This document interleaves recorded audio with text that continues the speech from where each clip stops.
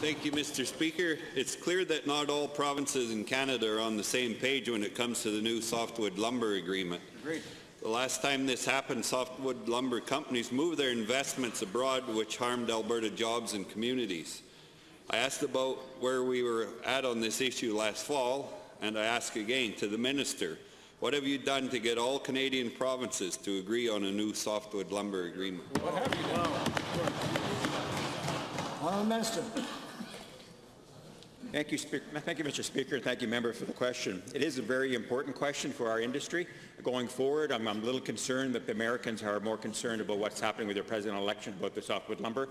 I was somewhat heartened some weeks ago when President Obama himself had mentioned softwood lumber publicly. It was broadcast on CBC radio. So knowing that going forward, we're having an opportunity here in a couple of weeks to talk to federal ministers right across the province that are involved with forestry up in the Yukon to be able to address this issue head on, and hopefully going forward we get an agreement on the softwood lumber agreement. Thank you, Mr. Speaker. First supplemental. Thank you, Mr. Speaker. Given that the forest industry does not all agree on what the parameters of a new softwood lumber agreement should be, and given that only British Columbia and Quebec are being vocal about what they think a new softwood lumber agreement might look like, to the Minister, how are you speaking up for Alberta to a national audience and ensuring that Alberta's forest industry is heard? Minister of Forestry.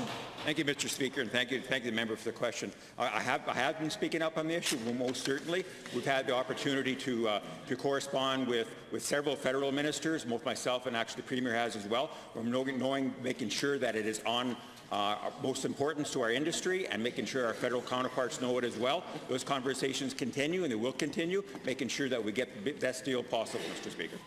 Second supplemental.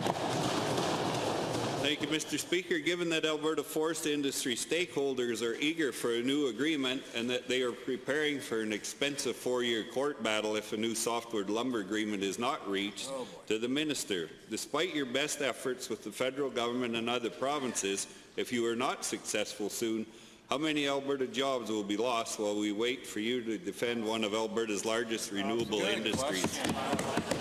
Honourable Minister. Thank you, Mr. Speaker. Member for the question.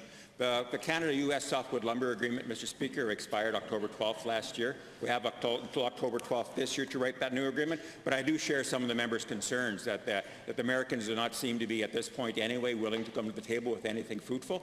I'm willing and able and pushing the federal government, as is the federal agreement, to push our American partners as much as possible to make sure we can get this deal, Mr. Speaker. That's right.